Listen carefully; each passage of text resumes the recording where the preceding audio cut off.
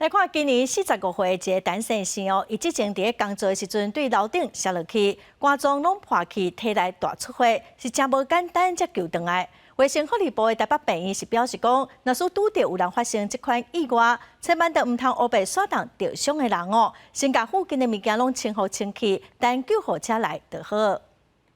医生用尽一切办法的抢救我今天才有办法再站在这里。45岁单身是前一阵仔工课时无丢伫自5楼，跌落去3楼，送急诊的时，佮因为肝脏破碎，严重大出血，险要救袂活。他以前肝脏曾经做过栓塞，所以我们发现他本身肝脏的组织自己要止血的能力没有那么好。卫生福利部台北病院创伤医疗团队表示，一部人失血超过12毫升，就要休克。单身时当时输血量超过7000毫升，会当讲是奇迹。急诊医生嘛表示，亲像车祸也是对流，这种意外，真侪人会因为看起来无啥物刮伤，就忽视，无马上就医，但是体内已经出血，造成二次伤害。头晕啊，那看出血的位置。通常都会有一些像腹痛啊、胸痛啊这样子的症状。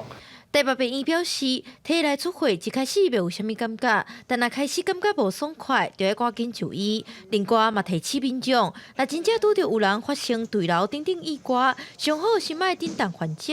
嘴内底若有物件，会使先甲清掉，其他就等救护人员来处理。病院后续留院观察标准，通常若对2-3公尺以上跌落去，就会希望患者先踮病院来观察。